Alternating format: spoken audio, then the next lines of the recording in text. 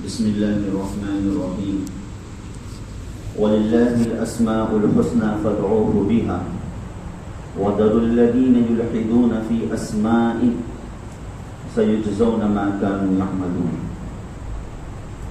صدق الله العظيم. گزشتہ چند جمعہ سے بات چل رہی تھی توحید سے متعلق.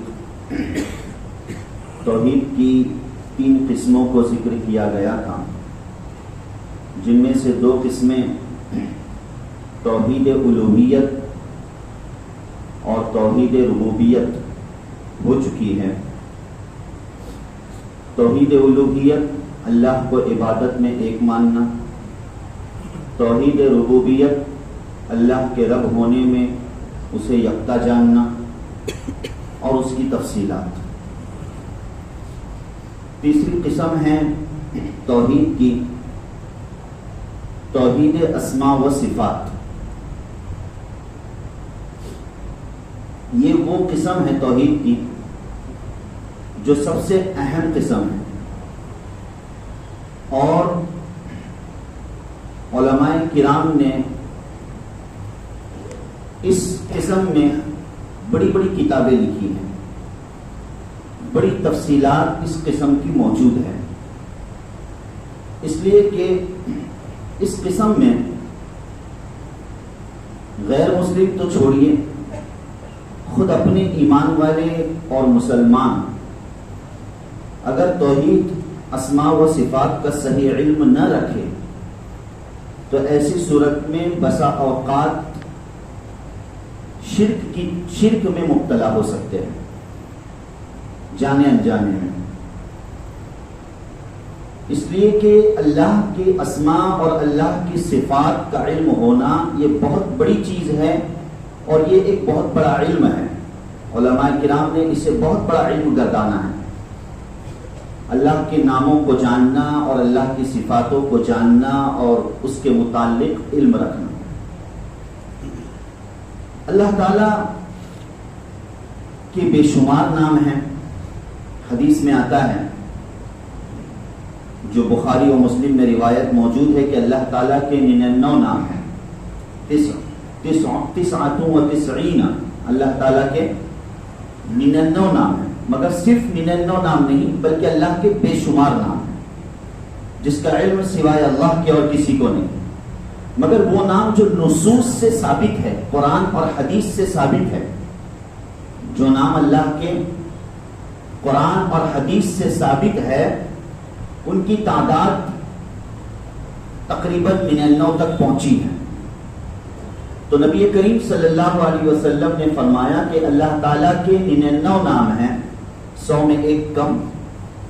من احصاها، جو ان ناموں کو یاد کرے گا، اسماء حسنہ کو یاد کرے گا، جو ان ناموں کو یاد کرے گا اور اس کے مطابق اپنی زندگی گزارے گا، دخل الجنہ او کما قال علیہ السلام، وہ شخص جنت میں داخل ہوگا.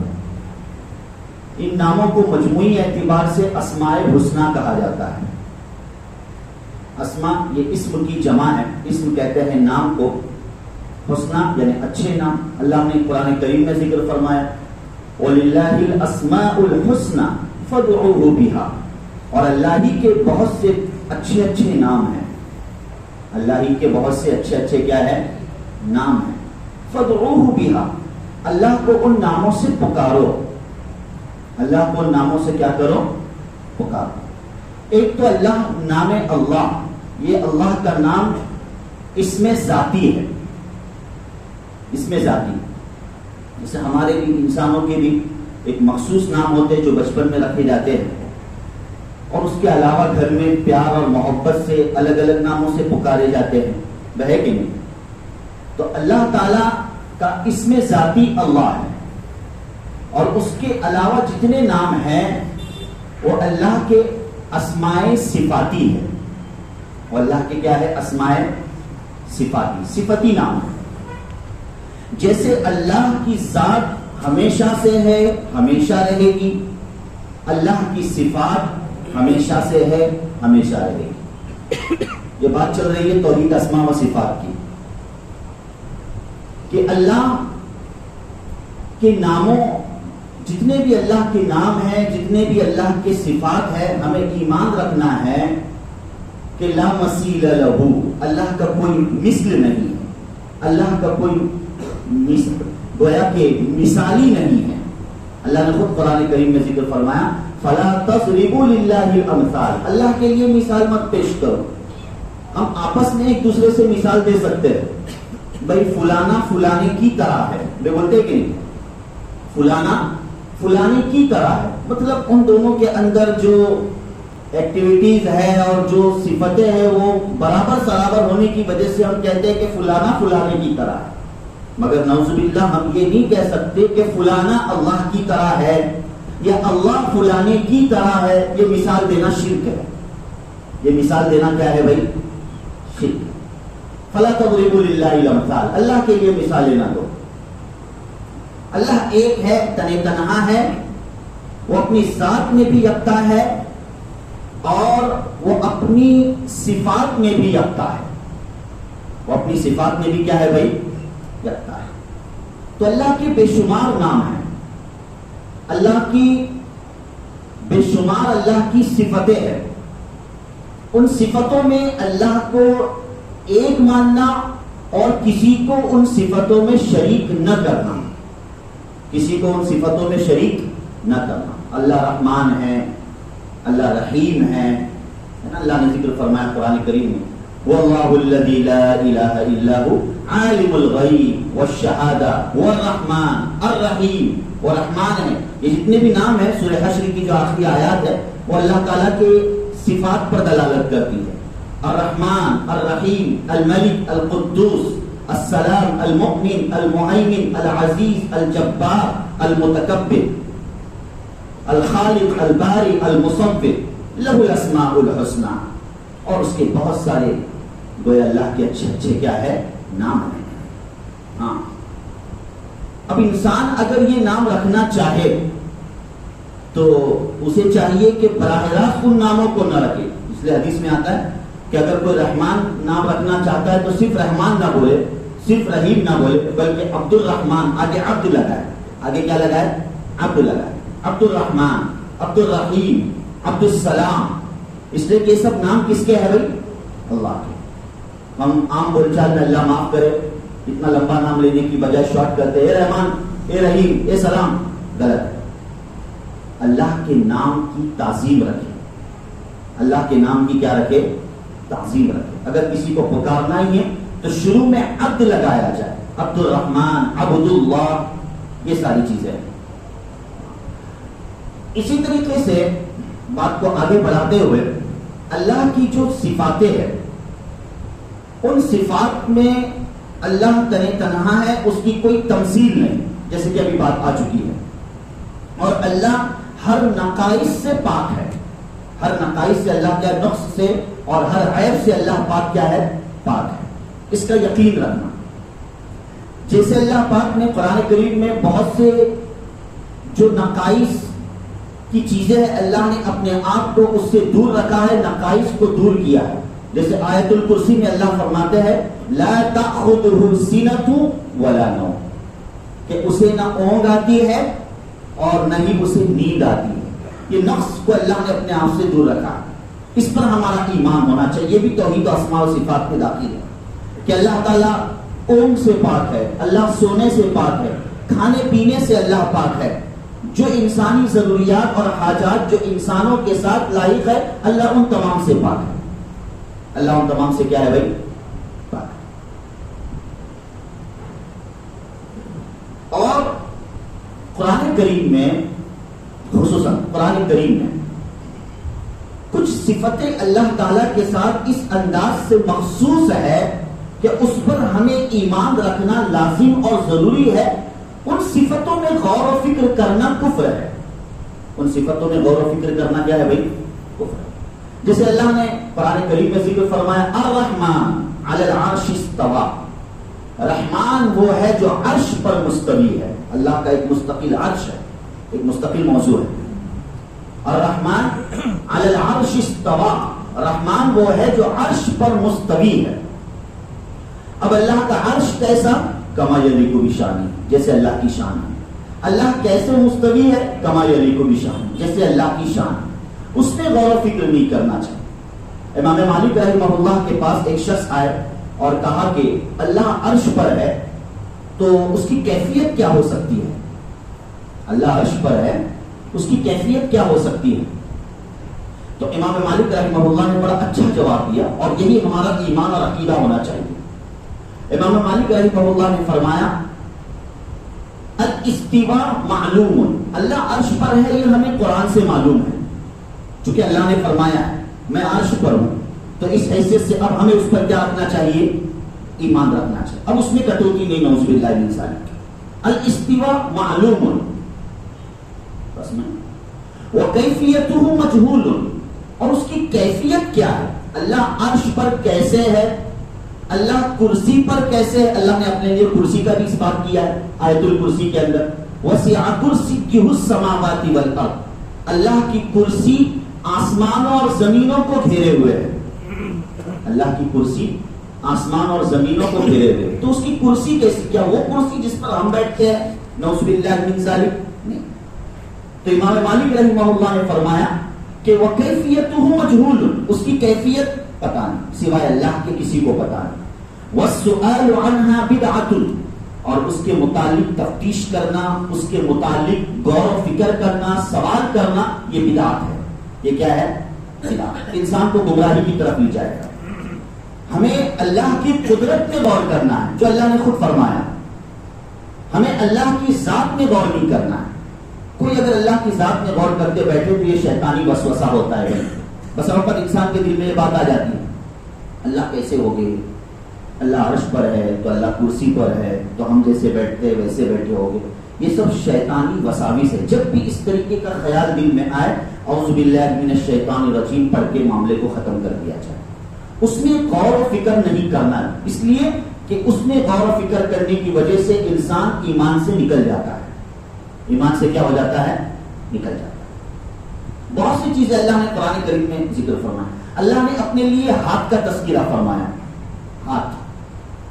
وقالت اليهود يد الله مغلولہ، کہ یہود کہتے ہیں کہ اللہ کے ہاتھ بندھے ہوئے ہیں۔ یہود جو اللہ تعالیٰ کی شان میں گستاخی کرنے والی قوم ہے، تو وہ کہتی ہے، قرآن کریم نے ذکر فرمایا کہ ید اللہ مغلولہ، اللہ کے ہاتھ بندھے ہوئے ہیں۔ قلت ایدیہم، اللہ نے جواب دیا کہ انہی کے ہاتھ بندھے ہوئے ہیں۔ بل یداہ مبسوطتان، بلکہ اللہ کے دونوں ہاتھ کھلے ہیں، اللہ نے قرآن میں ذکر فرمایا۔ اب میں آیت کی تفصیل میں نہیں جاتا کہ یہودیوں نے کیوں کہا، اختصار کے طور پر یہود یہ کہا کرتے تھے کہ نعوذ باللہ من ذالک، اللہ تعالیٰ نے سب کو مال کیوں نہیں دے رکھا ہے، کچھ کو دیا ہے کچھ کو نہیں دیا، تو گویا اللہ تعالیٰ نے کنجوسی کی ہے، نعوذ باللہ من ذالک۔ اللہ نے فرمایا قلت ایدیہم، ان کے ہاتھ بندھے ہوئے ہیں، کنجوسی وہ کرنے والے ہیں۔ بل یداہ مبسوطتان، بلکہ اللہ کے دونوں ہاتھ کیا ہے؟ کھلے۔ اب یہاں پر اللہ نے اپنی ذات کے لیے ہاتھ کا تذکرہ فرمایا ہے، اپنی ذات کے لیے کس کا تذکرہ فرمایا ہے؟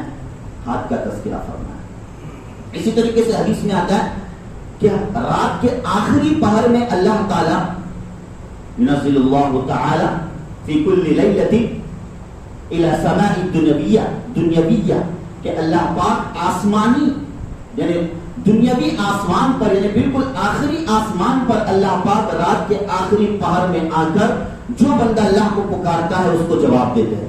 اب اللہ تعالیٰ آسمان یعنی سات عرش سے اللہ تعالیٰ دنیاوی آسمان پر کیسے آتے ہیں، ان کے اترنے کی کیا کیفیت ہے، وہ کیسے آتا ہے، خاموش، ہمیں اس کے متعلق کوئی علم نہیں، مگر ہے اس پر ہمیں کیا رکھنا ہے؟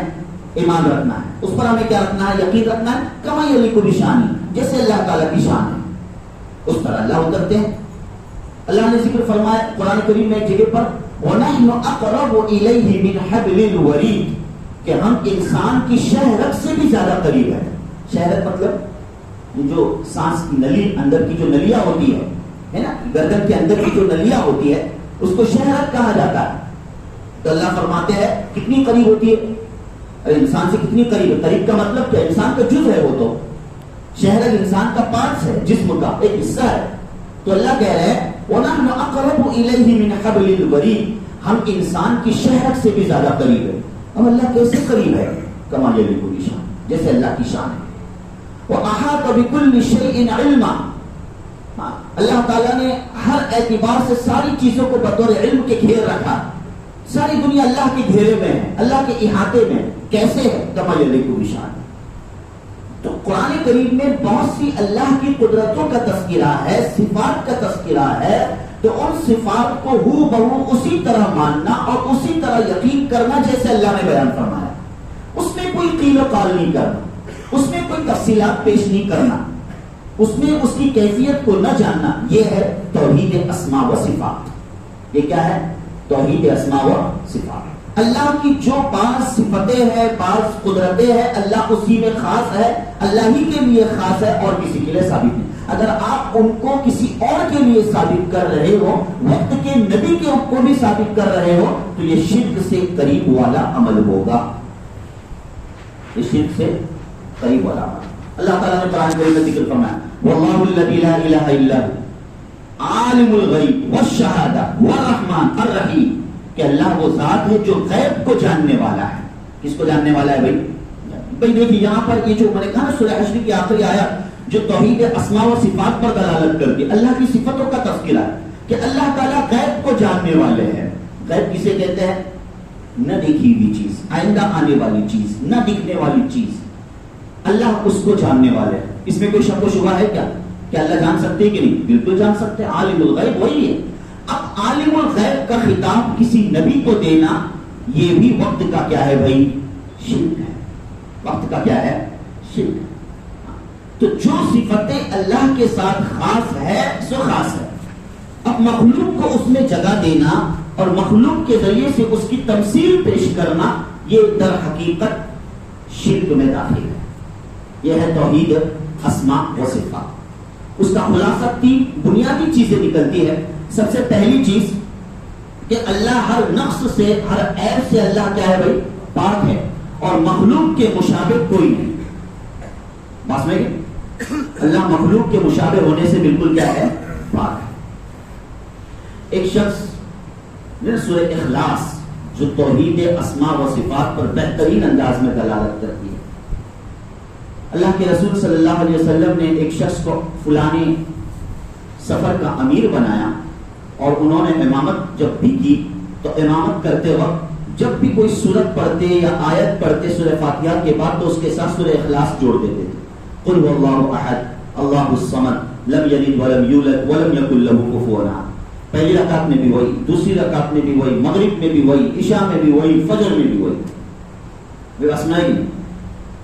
تو لوگوں نے اللہ کے رسول صلی اللہ علیہ وسلم کے سامنے اس بات کو پیش کیا کہ اللہ کے رسول صلی اللہ علیہ وسلم جنہیں آپ نے ہمارا امیر بنایا تھا جب وہ امامت کرتے تھے تو ان کا یہ انداز ہوتا تھا کہ ہر رکعت میں سورہ اخلاص کو جوڑ دیتے تھے. نبی صلی اللہ علیہ وسلم نے فرمایا کہ جاؤ ان سے پوچھو آخر اس کی کیا وجہ ہے. تو انہوں نے یہ کہا کہ ایسی کوئی وجہ تو نہیں, البتہ چونکہ میں اللہ سے بے انتہا محبت کرتا ہوں. اللہ ہم سب کو محبت کرنے والا ہے. چونکہ میں اللہ سے بے انتہا محبت کرتا ہوں اور یہ صورت اللہ تعالیٰ کی محبت پر اور یہ صورت اللہ تعالیٰ کی صفات پر دلالت کرتی ہے, اس لیے میں یہ صورت پڑھتا ہوں. تو نبی صلی اللہ علیہ وسلم فرماتے ہیں کہ اس صورت کی محبت تجھے جنت میں داخل کر دے گی. اللہ. تو یہ اللہ کے ناموں کی معرفت, جتنا بندہ اللہ کے ناموں کی معرفت حاصل کرے گا, یہ جو اسماء الحسنی ہے نا بھائی, کبھی پڑھیے گا. اکثر و بیشتر جو ماشاءاللہ جو ہم قرآن کریم پڑھتے اس کے ابتدائی صفحے پر یعنی جو پٹھا ہوتا ہے قرآن کریم کا اس پہ اکثر و بیشتر شاید اسماء الحسنی ذکر ہوتے ہیں, یا کسی اور ذریعے سے آپ لوگ معلومات لے لیجیے. ایک مستقل موضوع ہے.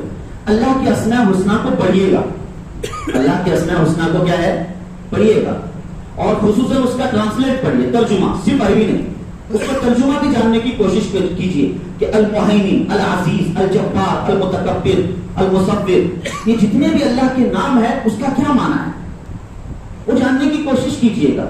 جب اس کے معانی ہم کو معلوم ہوگے تو اتنی ہی اللہ کی معرفت ہمیں حاصل ہوگی. ہے کہ نہیں؟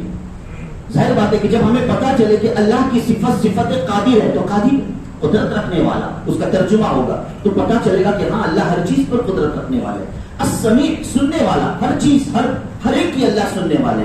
البصیر دیکھنے والا. جہاں انسان کی بصارت و بصیرت ختم ہو جاتی ہے اللہ کی بصیرت تو عام اور تام ہے. تو جتنے اللہ کے ناموں کی معرفت حاصل ہوگی اتنا ہی اللہ پر ایمان ہمارا اتنا ہی انشاءاللہ کیا ہوتا رہے گا, مضبوط ہوتا رہے گا. بھائی ایمان باللہ کی بات چل رہی ہے چند ہفتوں سے, اسی سے متعلق بات ہے. تو اسماء الحسنی کو یاد کیجئے گا. ماشاءاللہ مکاتب میں بچوں کو حفظ کرایا جاتا ہے, پڑھایا جاتا ہے. ہم بڑے بھی اس کی پریکٹس کریں کہ اللہ کے 99 نام اگر نہ یاد کر پائے تو کم سے کم 10 نام تو یاد کر سکتے ہیں کہ نہیں, ہے کہ نہیں. 10 نام ایک مہینے میں یاد کر سکتے ہیں کہ نہیں کر سکتے, کر سکتے ہیں. اور جب بھی ہم اللہ تعالیٰ سے دعا مانگے تو ایسی صورت میں اللہ کے ان ناموں کا تذکرہ کریں. اللہ کے ان ناموں کا کیا کرے, تذکرہ کریں.